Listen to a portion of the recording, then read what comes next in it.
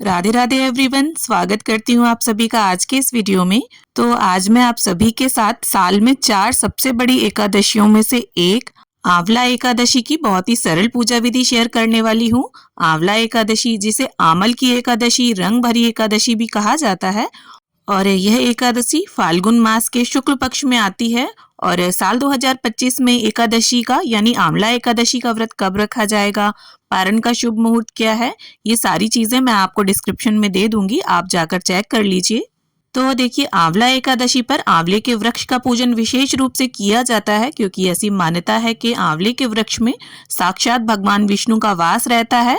तो अगर आपके पास आंवले का पौधा है घर पर तो आप उसका पूजन करें, ना हो तो मंदिर में या जहां पर भी आपको आंवले का पेड़ या पौधा मिल जाए वहां पर जाकर आप इस पूजन को कर सकते हैं।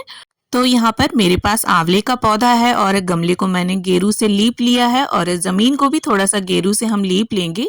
अगर आपको गाय का गोबर मिल जाता है तो आप उससे या फिर हल्दी से भी चौका लगा सकते हैं, या फिर साधारण गंगा जल का छींटा देकर भी आप शुद्धिकरण कर सकते हैं। तो यहाँ पर देखिए, मैंने गेरू से चौका लगा लिया है। अब इसके बाद यहाँ आटे की मदद से यानी गेहूं के आटे की मदद से मैं अष्टदल कमल बनाकर चौक पूर लूंगी। आप चाहें तो हल्दी से भी इस चौक को पूर सकते हैं। और देखिए, जब भी हम पटा या चौकी लगाकर भगवान को विराजमान करते हैं तो नीचे उसके हमें चौक अवश्य रूप से पूरना चाहिए। तो यहाँ पर मैंने पटा रख लिया है, उसके ऊपर भगवान विष्णु का प्रिय रंग है पीला, तो पीले रंग का वस्त्र बिछा लिया है। अब देखिए, आपके पास भगवान विष्णु की या भगवान विष्णु के किसी भी स्वरूप का फोटो या मूर्ति हो तो आप उन्हें विराजमान कर सकते हैं। तो यहाँ पर तिलों का आसन देकर हम भगवान विष्णु की छवि को विराजमान कर लेंगे। अब यहाँ पर अगर आप चाहें तो गणपति जी की मूर्ति या सुपाड़ी के रूप में भी गणपति जी को स्थापित कर सकते हैं। मैंने गमले के ऊपर ही गणपति जी के रूप में चंदन से स्वास्तिक बना दिया है। अब इसके बाद हमें लेना है 1 लोटा शुद्ध जल, और थोड़ा कच्चा दूध आप ले लें और थोड़ी सी हल्दी ले लें। तो 2 चुटकी इस जल में हम हल्दी मिला लेंगे, और इसके साथ ही थोड़े से तिल हमें लेने हैं। आप काले या सफेद जो भी तिल उपलब्ध हो आप उनका प्रयोग कर सकते हैं। तो इस प्रकार से लोटे में हम तिल डाल लेंगे। और ये देखिए, जब भी हम किसी भी देव वृक्ष का पूजन करते हैं तो सबसे पहले उसे सींचना जरूरी होता है। तो इस प्रकार से हम आंवले के पौधे को सींच लेंगे। अब इसके साथ ही एकादशी महत्तम की पुस्तिका भी हम यहीं पर रख लेंगे, और तिलों के आसन पर धूप और दीप को रखेंगे, और धूप दीप प्रज्वलित करने के बाद ही हम अपनी पूजा को प्रारंभ करेंगे। तो सबसे पहले गंगा जल और फूल की सहायता से हम सभी को स्नान की भावना से छींटा दे देंगे। और देखिए, पेड़ पर हमने पहले ही जल सींच दिया है। अब वस्त्र की भावना से यहाँ पर हम गणपति जी को कलावा अर्पित करेंगे, और इसके साथ ही भगवान विष्णु को भी वस्त्र की भावना से यहाँ पर कलावा और जनेऊ अर्पित कर देंगे, और साथ में ही आंवले के वृक्ष को भी हम कलावा समर्पित करेंगे। देखिए, यहाँ पर अगर आप चाहें तो भगवान विष्णु को पीला वस्त्र भी समर्पित कर सकते हैं। अब इसके साथ ही सभी को हम तिलक कर लेंगे। देखिए, अगर आप घर पर पूजा कर रहे हैं तो आप चाहें तो भगवान विष्णु की फोटो को रख लें, और अगर बाहर पूजन करने जाते हैं तो भगवान विष्णु की फोटो नहीं ले जा सकते, तब आप मन में श्री हरि का ध्यान करते हुए इस पूजन को करें, और वहां पर एक स्वास्तिक जरूर बना लें गणपति जी के स्वरूप में। तो यहाँ पर गमले पर भी हमने चंदन और रोली से 11 टिक्कियां लगा दी हैं। अब इसके साथ ही देखिए, एकादशी की तिथि पर चावलों का प्रयोग नहीं किया जाता, ना ही चावल खाया जाता है और ना ही पूजा में चढ़ाया जाता है। तो चावलों की जगह पर हमें यहाँ तिलों का प्रयोग करना है। और इसके साथ ही आपके पास जो भी फूल हो वो आप सभी को चढ़ा दें।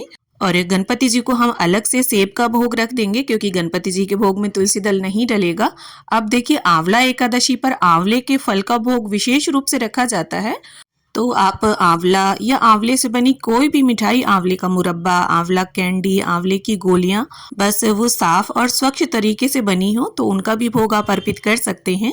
इसके साथ ही आप चाहें तो किसी भी तरह की कोई मिठाई या ऋतुफल का भोग भी अर्पित कर सकते हैं। मैं यहाँ पर पेठे का भोग लगा रही हूँ। देखिए, एकादशी पर फलाहार ही भोग अर्पित किया जाता है, क्योंकि फलाहार ही ये व्रत रखा जाता है, अन्न का भोग नहीं लगाया जाता।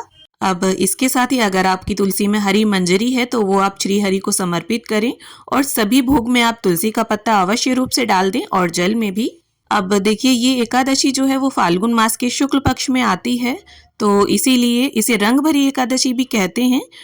तो यहाँ पर गणपति जी को, श्री हरि भगवान विष्णु को, आंवले के वृक्ष को, सभी को हम गुलाल समर्पित कर देंगे, और भगवान विष्णु के चरणों में भी आप गुलाल जरूर लगा दें।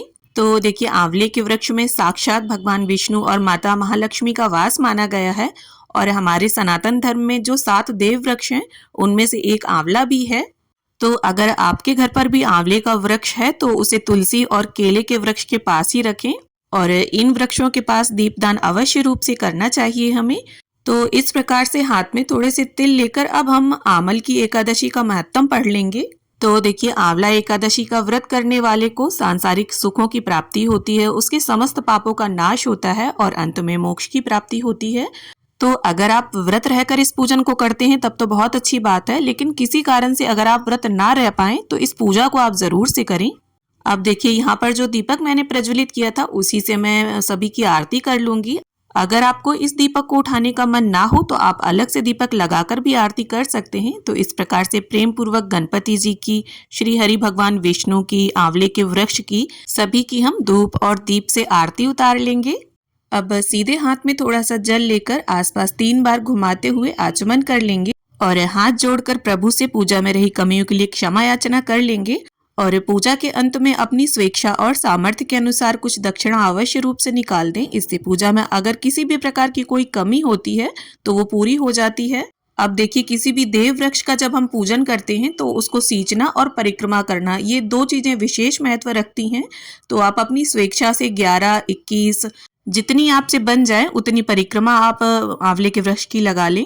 और अगर आपके घर पर भी आंवले का पेड़ नहीं है और आप किसी कारण से बाहर भी पूजा करने नहीं जा सकते, तब आपको क्या करना है, आप भगवान विष्णु या भगवान विष्णु के किसी भी स्वरूप का फोटो या मूर्ति ले लें और उसके समक्ष ही आपको थोड़े से आंवले के फल रख लेने हैं और इसके बाद आप उनका पूजन करके भी आंवला एकादशी की पूजा विधि को संपन्न कर सकते हैं। तो उम्मीद करती हूँ आंवला एकादशी पूजा की ये सरल सी विधि आप सभी को जरूर पसंद आएगी। वीडियो अगर अच्छी लगी हो, पसंद आई हो तो वीडियो को लाइक करें, शेयर करें और सनातन धर्म के व्रत कैसे किए जाते हैं, त्योहार कैसे मनाए जाते हैं, व्रतों में पूजा कैसे की जाती है, ये जानने के लिए मेरे चैनल ज्ञान अनुसार को सब्सक्राइब अवश्य कर लें। तो मिलती हूँ आप सभी से एक नए वीडियो में, तब तक के लिए हरे कृष्णा, राधे राधे।